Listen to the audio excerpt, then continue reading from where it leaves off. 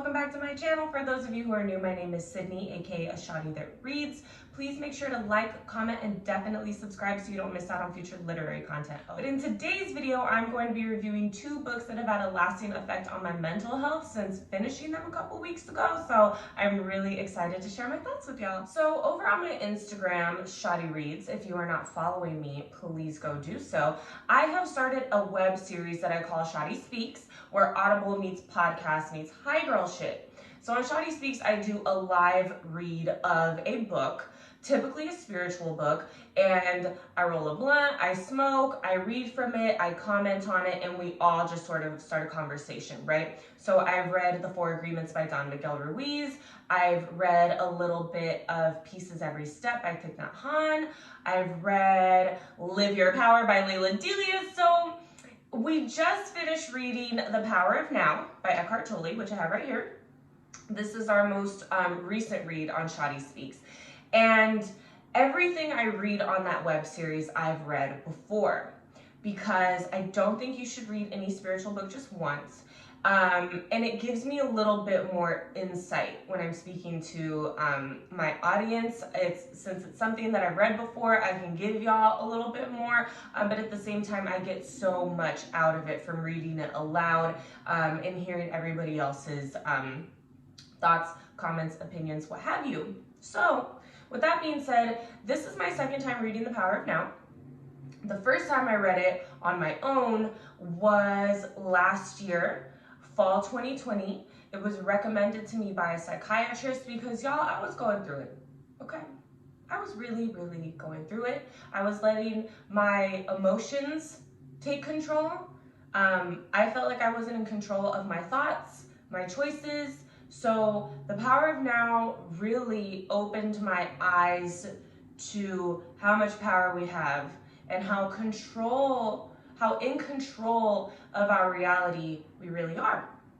So I'm reading The Power of Now on Instagram Live, and then I'm also reading Fear, Essential Wisdom for Getting Through the Storm by Thich, Nhat, Hanh at the same time. When I first picked up this book, okay, let me tell you a story about this book.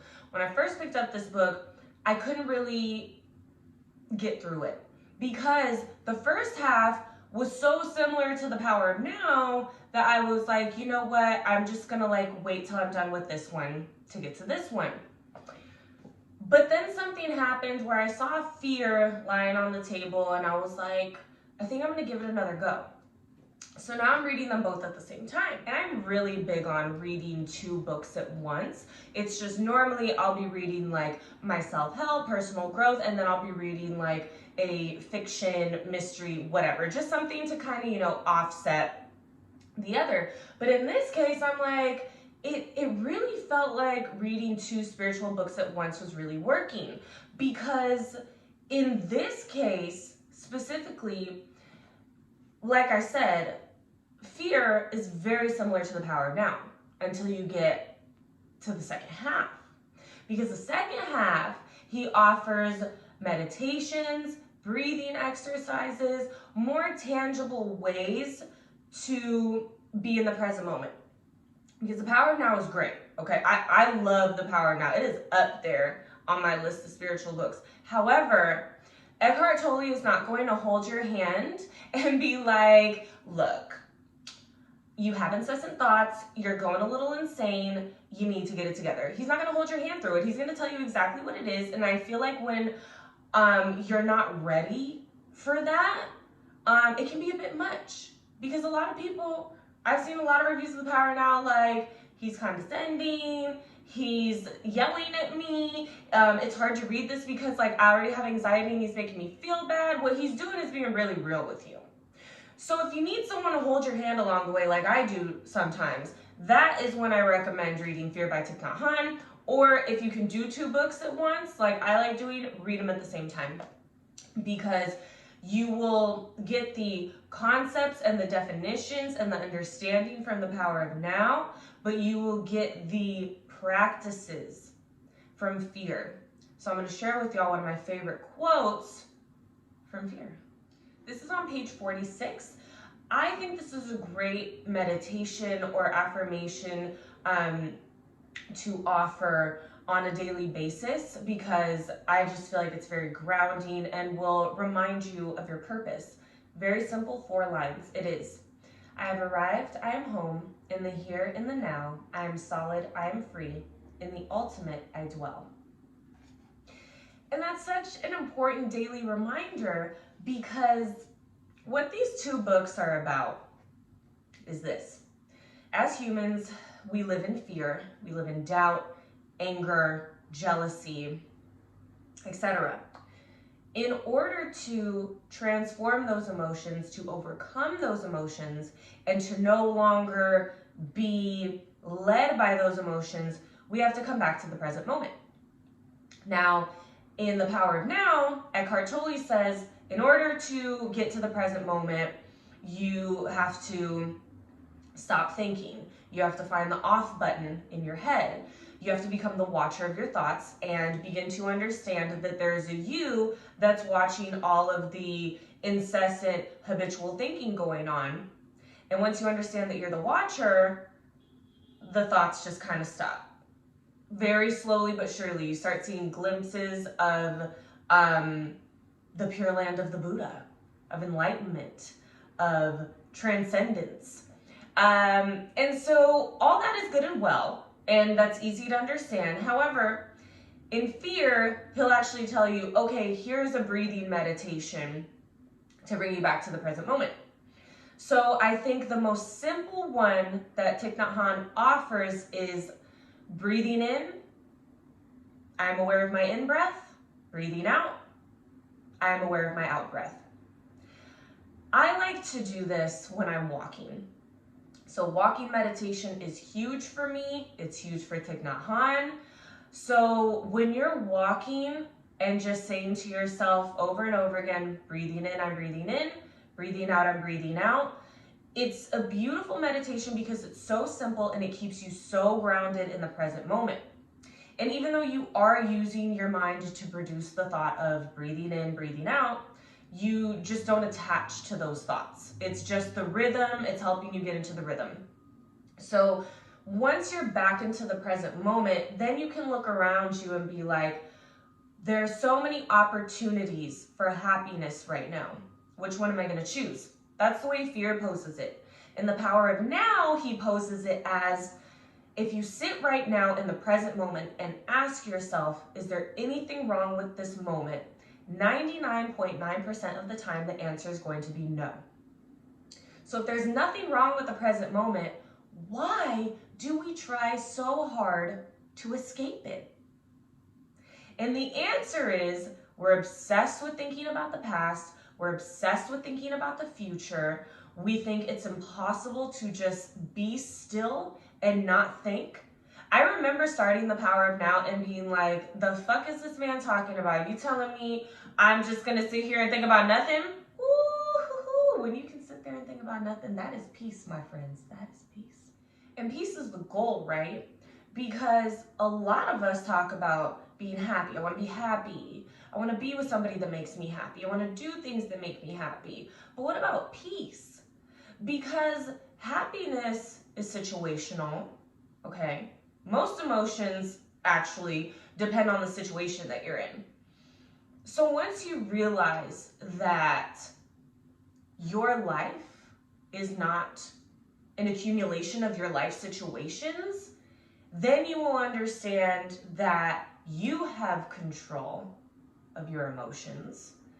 They do not control you. And there's a lot of peace that comes with that.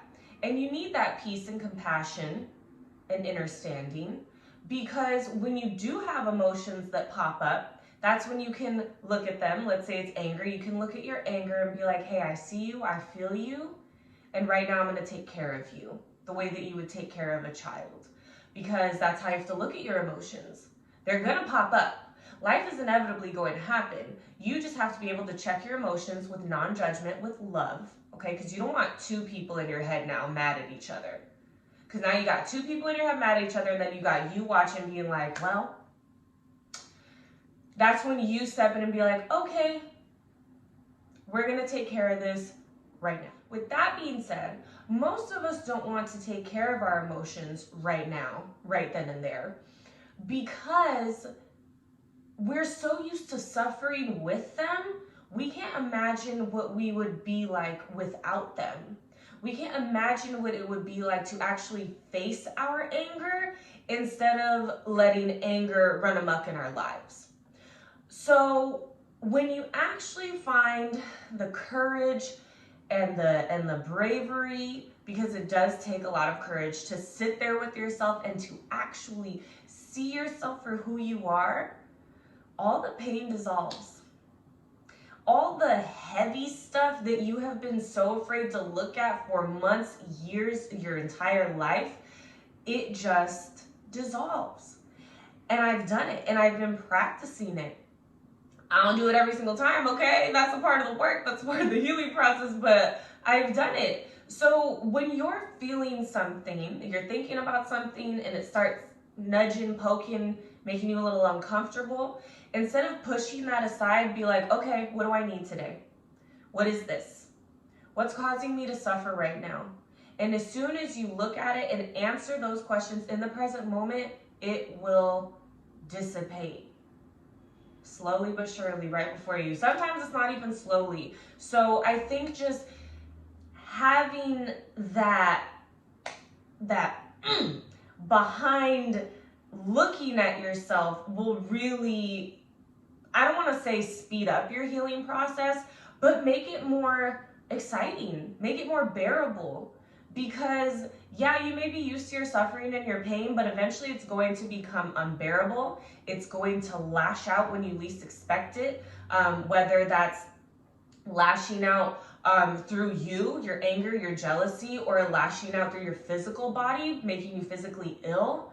Okay, so all these things are really important. The introspection and the self-reflection that you do on a daily basis is very important, but the honesty that you have to have with yourself is even more important. So, you know, you can meditate for 3 hours a day and sit there and push away every thought that you have, but none of that really matters if you are not really looking inside to see what it is that is causing you to suffer. Because you have to remember that introspection. It's not just sitting and breathing, but at the same time, it is just sitting and breathing to bring you back to the present moment, to face yourself. Overall, these two books, Fear and the Power of Now, make you think. And you know how Shadi reads, we only read books that make you think and think again. So not only do they make you think, but they push you to put into practice what you've been reading. Because The Power of Now is fantastic, outstanding on its own, but when you pair it with this book, Fear, or you know what, any book really on meditation that's going to give you those tangible practices, breathing exercises, I think the two just go so well together. Wouldn't do it any other way. Thank y'all so much for watching. I also wrote a blog post on the two books and my journey reading them. I included some of my favorite quotes that inspired me along the way. So I will link that in the description down below, as well as the links to purchase and read the books for yourselves, if you would like. Again, please do not forget to subscribe so you don't miss out on future literary content, and I will see you in the next one, y'all. Don't forget to take your sea moss.